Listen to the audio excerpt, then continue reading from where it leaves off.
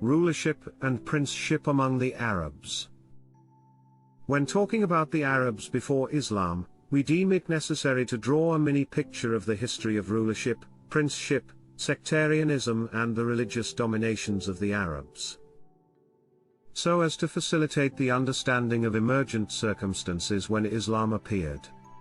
When the sun of Islam rose, rulers of Arabia were of two kinds: crowned kings, who were in fact not independent, and heads of tribes and clans, who enjoyed the same authorities and privileges possessed by crowned kings and were mostly independent, though some of whom could have shown some kind of submission to a crowned king.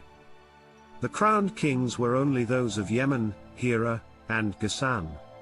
All other rulers of Arabia were non-crowned. Rulership in Yemen. The history of rulership in Yemen was complex and marked by numerous changes and conflicts. At various times, Yemen was ruled by different groups, including the Sabians, the Himyarites, and the Zaydis. The Zaydis, who were a Shiite sect, emerged as a significant force in Yemen during the 10th century, and established a series of imams who ruled the country for centuries. The imams of Yemen were regarded as religious leaders, and were expected to follow Islamic law and protect the country from external threats. However, the imams also faced significant opposition from other groups within Yemen, leading to frequent conflict and political instability. Rulership in Hira. The Persians ruled over Iraq until Alexander the Great defeated them. The Sasanian state was established in 226 AD under the leadership of Ardashir. He appointed Uzayma al-Wada as the king of Hira and other areas. Amr bin Adi bin Nasser al-Lakami was appointed as king after Uzayma's death. The Lakami kings ruled Hira until Kisra Anu Sherwan restored Munzir to the throne. An-Numan bin al-Munzir took over but was thrown into prison and perished. Ayaz bin Qusay was appointed as king of Hira, and led a war against the tribe of Shayaban, but was defeated. The authority in Hira returned to the family of Lukam when al-Munzir al-Mar took over. But his reign only lasted for 8 months when Khalid bin al-Walid fell upon him with Muslim soldiers. Rulership in geographical Syria. During the tribal emigrations, some septs of Qudar settled in Syria and were used by the Byzantines to defend their borders. The Qudar septs, including the sons of Dujam bin Saleh known as Ad-Dujama, enjoyed autonomy and were ruled by their famous king Ziyad bin al-Habula. However, their authority ended when they were defeated by the Ghassanides, who were granted proxy rulership of the Arabs of Syria until the Battle of Yarmouk. Jabala bin al-Ayyam, the last king of the Qudar, converted to Islam during the reign of Umar bin al-Khattab. Rulership in Hijaz.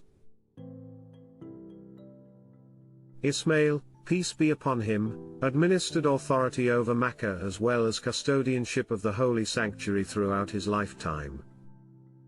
Upon his death, his sons, Nabet and Qaidar, took over, but later their maternal grandfather, Mudad bin Amr al-Jurumi, took over rulership of Mecca, transferring it to the tribe of Jurum. However, the Adnanides gradually gained more political power, which led to the decline of the tribe of Jurum.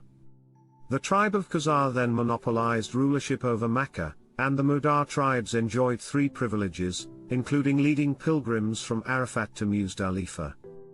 After 300 years, the reign of Khazar ended, and small septs of Quraysh remained in Mecca until the appearance of Qusay bin Kilab. Qusay married the daughter of Halil bin Hobshah from Khazar, and later took hold of Mecca and the sacred house after a war between Khazar and Quraysh. Rulership in Pan-Arabia.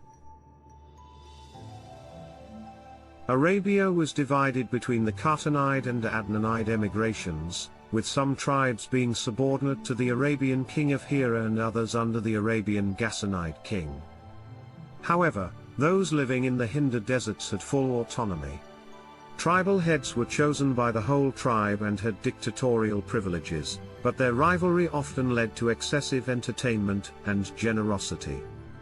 The political situation was weak in regions adjacent to foreigners, where arbitrary autocratic rulership brought about injustice and hardship for subordinates.